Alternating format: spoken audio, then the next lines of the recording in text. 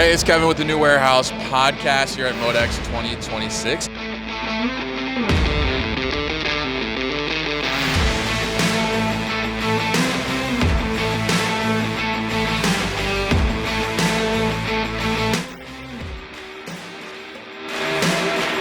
Hey, it's Kevin with the New Warehouse podcast, bringing you a new episode here from MODEX 2026. As we're recording this, it is day 3, so we've had sufficient time to soak in some of the things happening in the first 2 days. And I am going to be joined by Christoph Buchmann, who is of iAutomate, and also Rueben Scriven of Interact Analysis. And if anybody has their pulse on robotics, automation, technology in the warehouse space, it is these two guys right here. So that is exactly what we're going to talk about here in this episode of the podcast. But before we get into that, Christoph, why don't you kick us off? Just tell us a little bit about iAutomate for people that are not familiar.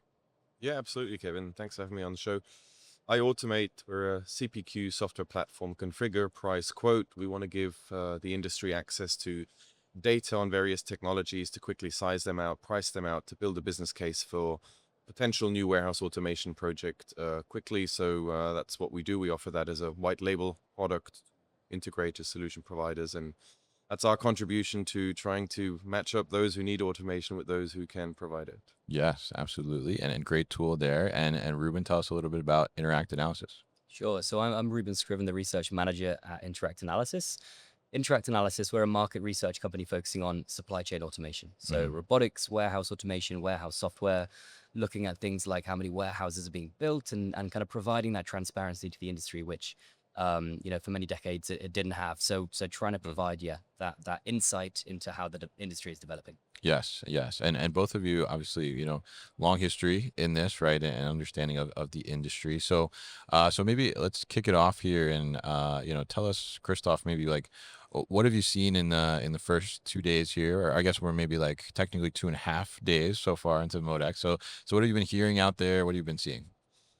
I've been seeing a lot of what we saw last year at the big shows and also at LogiMAT. So I haven't seen anything fundamentally new. So I think the big new tech releases kind of happened last year, and that's not Okay. surprising that not every year there's a whole new wave of new tech. But in talking to a lot of customers walking around here, I've been hearing a bit of a technology fatigue. So it's okay, there's a lot of solutions out there. So there's big advancements in technology and robotics, but it's a lot more of the same as well.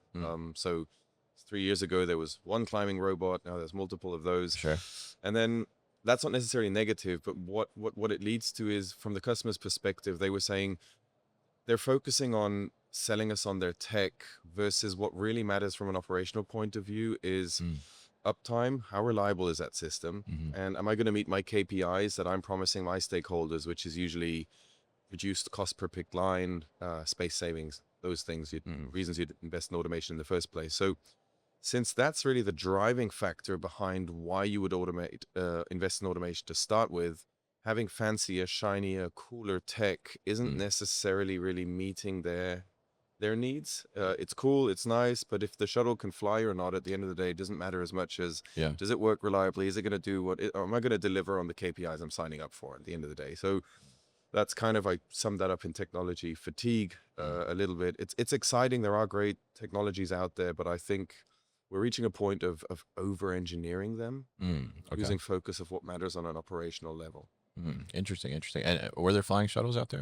Not yet. I'm still waiting. I mean, I saw drones, definitely, but no flying shuttles, right? No, not yet. We're getting there, maybe. I don't know. We'll see. Absolutely, definitely. And I'm curious, Rueben, I mean, does that kind of line up with what you're seeing in some of the analysis and the reports that you do? It is, yes. I mean, there are several things that we've seen over the last couple of weeks at MODEX and LogiMAT. One of the big things here at MODEX is AI is everywhere, right? And that's no different to any previous years. AI's been on every single stand for the last 3-4 years. But I think what's been slightly different this time around is that there are some more functional use cases. But these use cases seem to be very basic. And I think to Christoph's point around technology fatigue, I think part of that is around actually understanding the technology. With so many developments, it's difficult to understand where these technologies fit.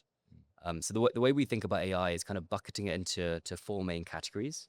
One is vision and inspection. There seems to be a lot of use cases at the show around vision inspection. This seems to be the main category right now that's gaining traction. The other is execution and optimization. So taking various workflows, optimizing that based on machine learning. Hmm. Then we've got natural language, so interacting with systems using natural language.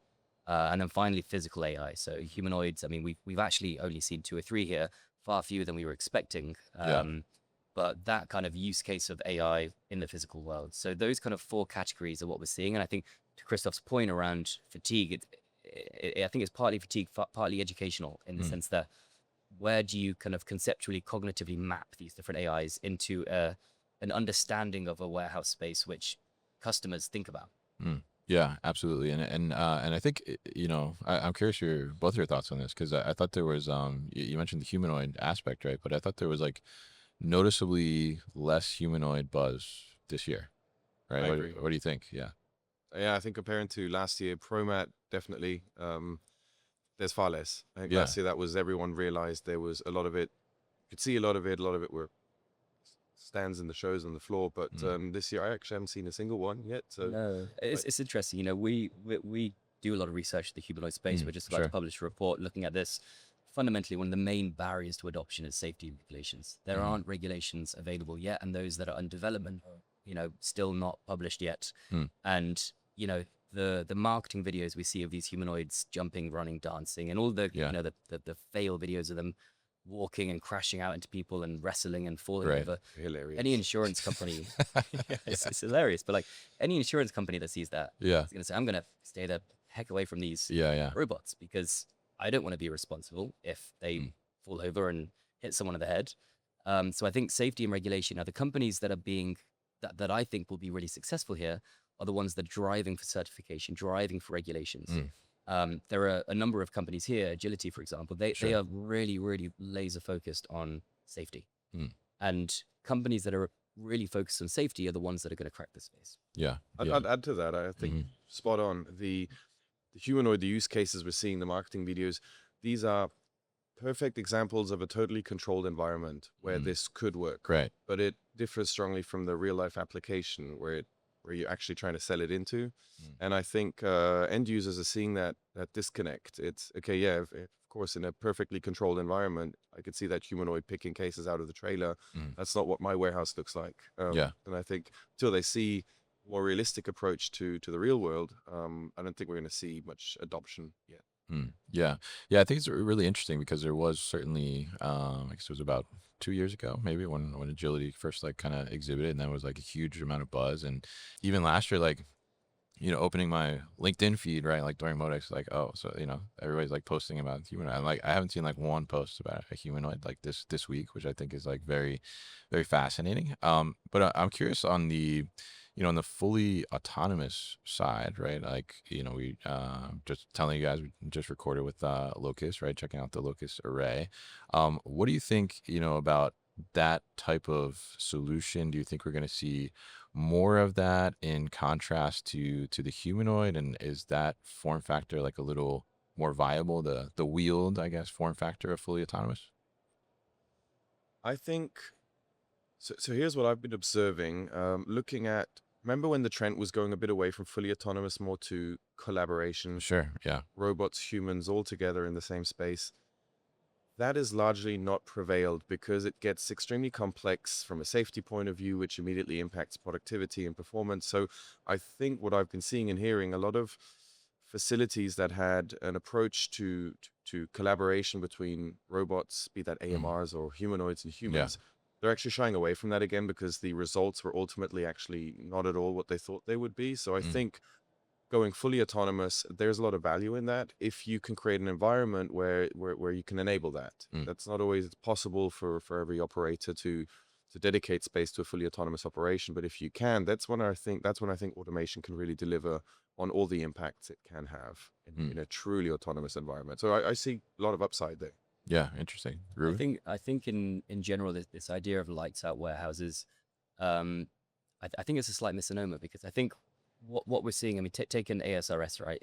Pallet Sure. ASRS, that is an autonomous system in that subsystem, right? Everything that happens inside the ASRS is autonomous, but then it interacts outside in the upstream and downstream workflows that might be manual.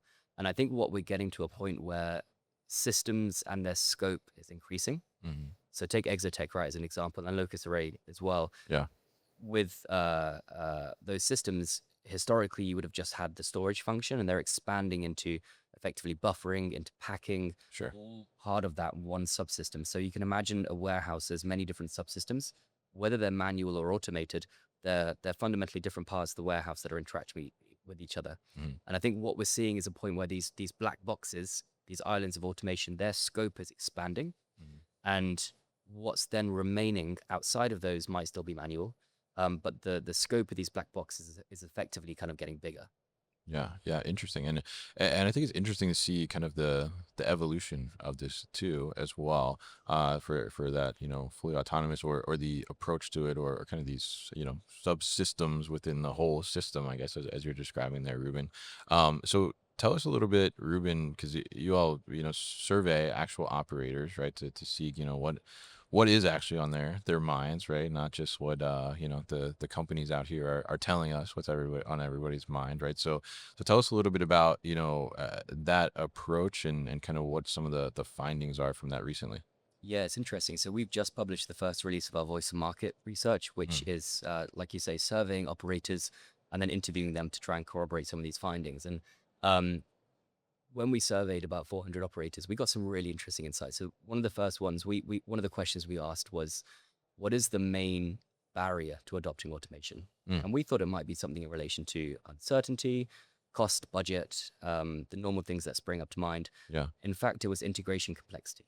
Mm. It was how complex it is to integrate these subsystems. That was the number one barrier to automation. Another interesting finding was we asked what is the next technology you're going to be investing in? Hmm.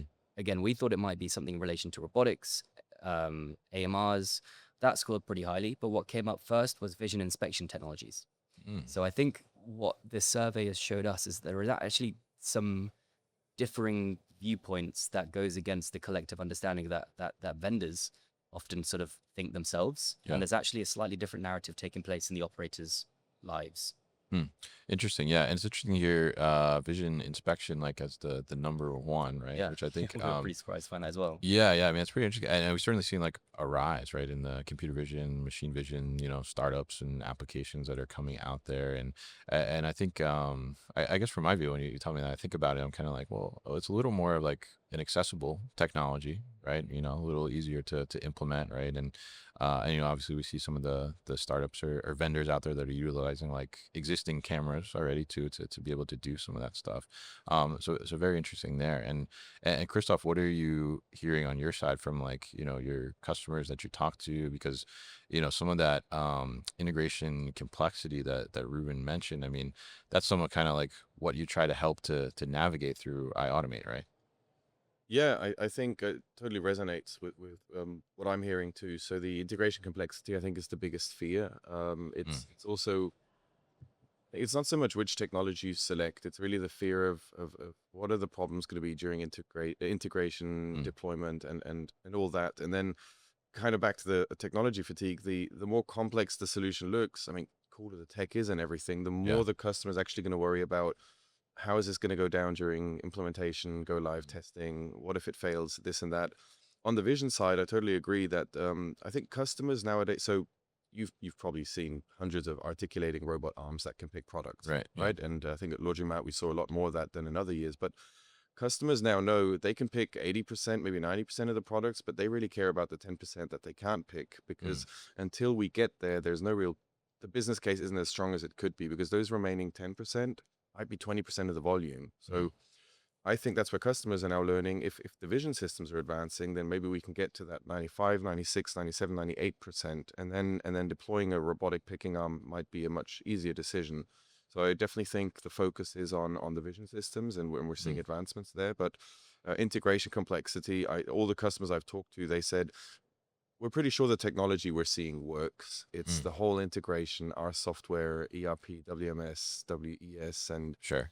and then the fluctuations of a real live operation. So you design it against historic data. That's all you can do. But your business changes due to acquisition, or your business model changes, your business profile, your SKU profile. How resilient is that system to cope with that? So that's something else I've been hearing more, like the forward thinking, how the next 5 years going to look with this technology.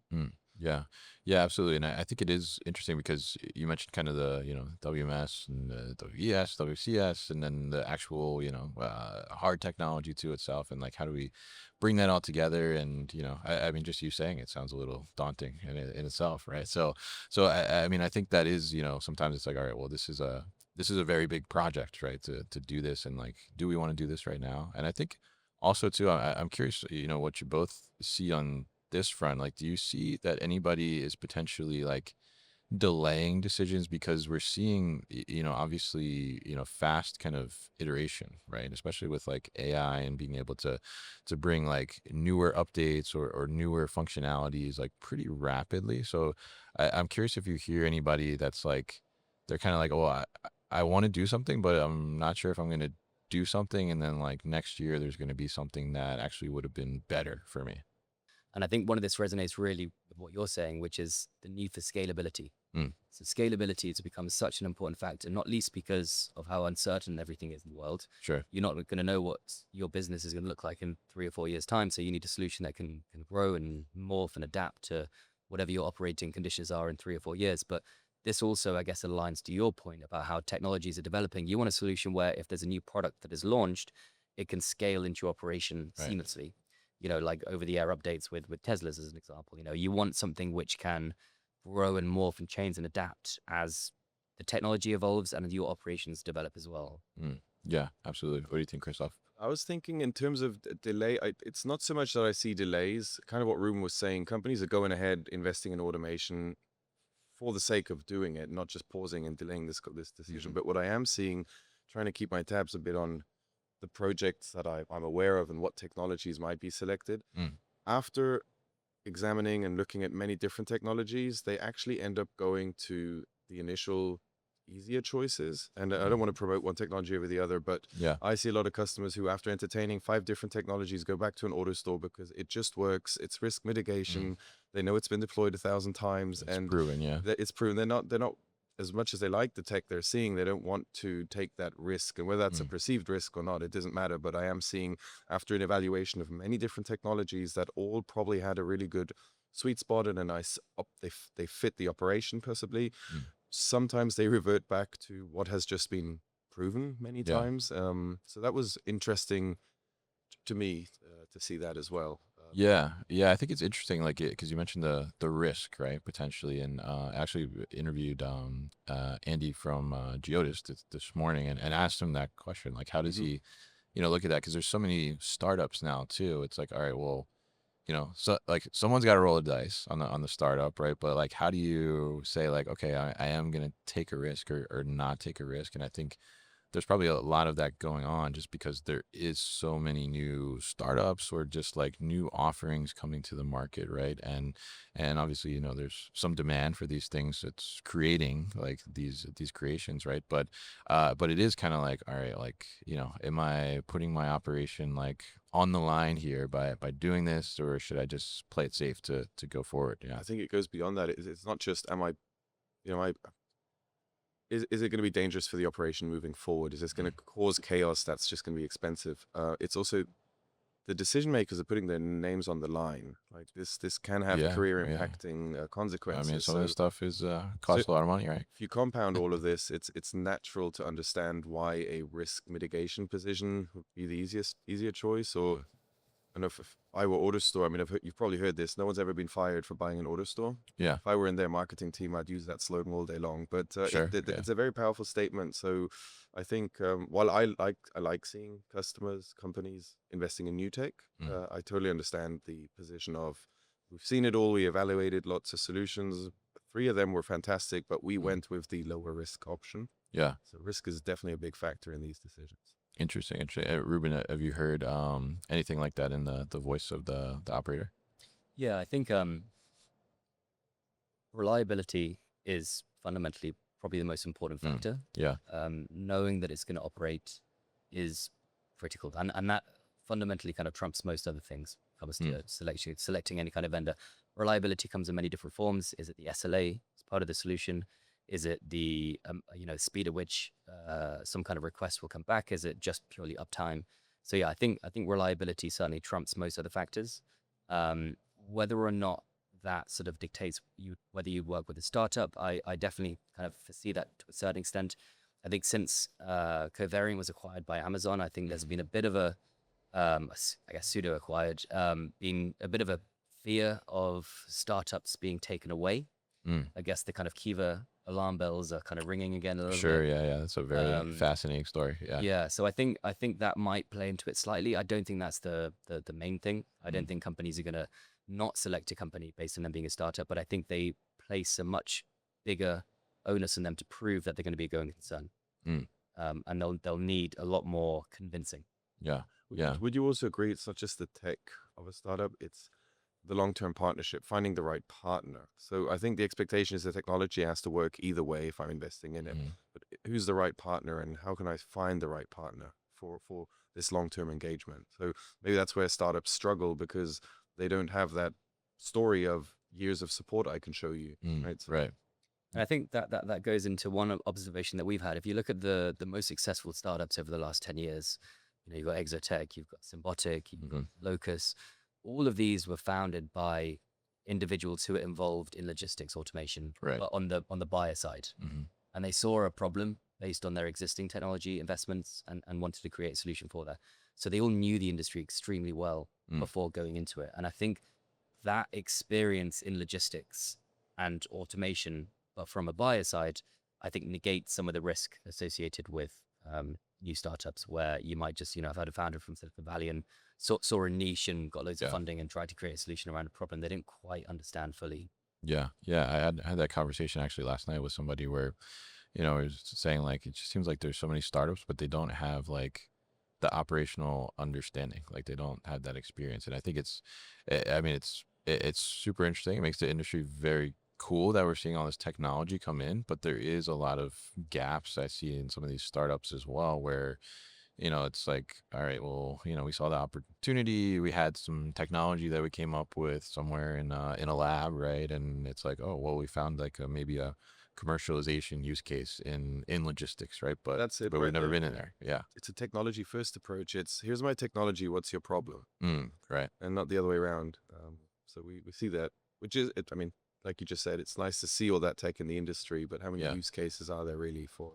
Yeah. Yeah, absolutely. And I think that's it's really interesting to see that. But I mean, startups, like I advise you to get somebody from operations world, I would say directly to you. But and I think when we look at that, and you both were at LogiMAT, right, a couple weeks ago. So tell us a little bit about like what were some of the takeaways from there? Were there differences between what you're seeing here at MODEX or seeing some of the same? What was the feeling there?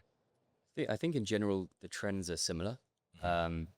More AI here. I think in Europe, there is a bit of Interesting, okay. hesitancy towards branding with AI. I think especially in Germany and Central Europe, I think they're very conservative when it comes to IT and don't like to throw terms like AI around. Yeah.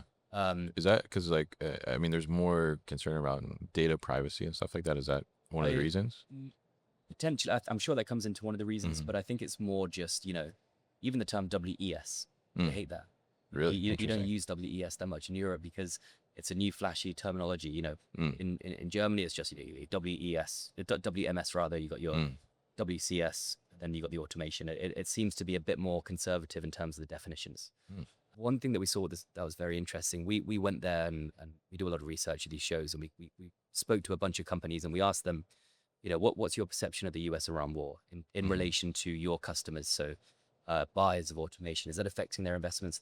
They're waiting for a more stable time, and vast majority of them said, our customers aren't thinking about that at all. And I think that the takeaway for us is that the current craziness in the economy, all of the uncertainty is almost vaccinated against uncertainty. Customers aren't necessarily saying, I'm going to wait until a more stable time. They're saying, well, everything's uncertain, so we're just going to go ahead. And actually, in some cases, some companies are using this as a competitive advantage. How can we be resilient to uncertainty?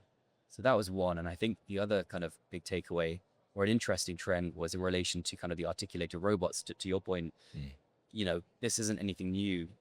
Articulated robots have been around for ages and are omnipresent in every single booth at LogiMAT and MODEX. Sure. But this year, they seem to be a bit more integrated.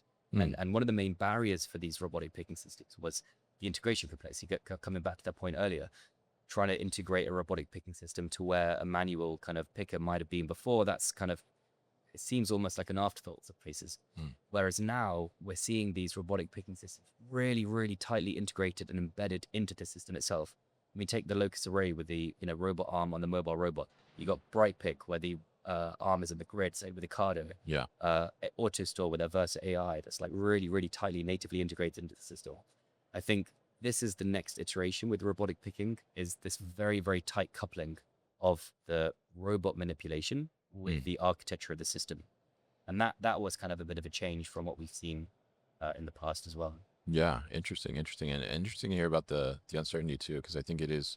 I mean, I think it's been so so uncertain for so long now, right? That it's kind of like, all right, uncertainty is like the norm almost. So we just kind of like need to push forward, right, and keep going. Yeah. So Christoph, what about you? What were your findings out there? Yeah, I totally agree with Ruben. For me, it's interesting. I think it's cultural too, and I am German, so I immediately see this. There's less fluff, there's less BS. So do you not like WES?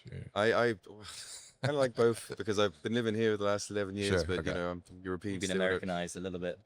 Yeah, so I can appreciate both worlds, but definitely there's the show is far more pragmatic. Get to the point. Don't run around just with sales slogans and propaganda. It's people see through that very quickly. They want to see facts. They want to see data. So it's much more fact based. Again, just a lot more pragmatic, and that's why I think you see less fluff. You hear AI maybe a bit less, because if it doesn't exist, you're not going to see a German showcasing it, right? Yeah.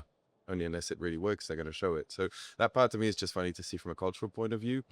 At the same time, I had the impression that the overall atmosphere was good. It's like investments are on the horizon again, and German economy, I think for a while now has been struggling a bit, and everyone's waiting for them to get moving again. But it did sound like investments are on the horizon again. This whole post-COVID chaos hangover has largely been untangled, and companies have strategies moving forward. And so that was my impression and my takeaway. But both shows, there's a lot of people. It seems like there's a lot of excitement and interest in warehouse automation. So excited to see the next big projects we'll hear of in the industry. Yeah, absolutely, and very interesting to hear kind of both sides of it from the LogiMAT perspective, and then also the MODEX perspective from you both here. I know myself, I haven't made it to LogiMAT yet. No, I got it on my list though. Definitely, I hear. We'll invite you next year. You got yeah.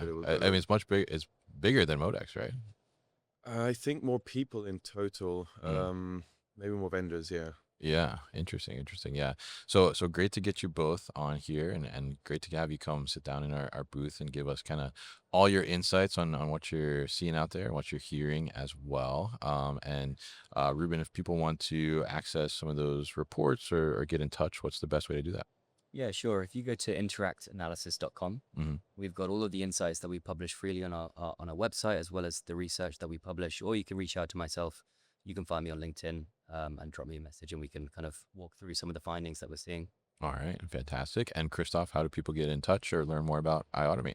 Same way, LinkedIn's a great channel of communication. Always happy to engage, or iAutomate.app, APP. It's where they can find our website and learn more about our software. And if you do make it to Stuttgart next year, I'll invite you to a German beer garden. Oh, okay. I'm up for that. Yeah. As long as Ruben's going too. Oh. Yeah. Every time. I'd assume he's there. Yeah. Oh, every time. Okay. All right. Okay. Fantastic. Well, great to get you both here. And we'll definitely put all that information at thenewwarehouse.com as well as in the show notes. So definitely connect with both of these guys. They know what they're talking about, and they have their finger on the pulse of the industry. So thank you once again for your time today. Thanks, Kevin. Thank you. Right. Hey guys, thank you so much for tuning into today's video here on our YouTube channel, The New Warehouse Podcast, and I appreciate you tuning in. If you liked what you saw, make sure you subscribe to our channel, and if you like this video in particular, make sure you like it as well. And if you want to get this great t-shirt that you see in the video behind me, Warehouses Are Sexy, head to warehousesAreSexy.com and get your own.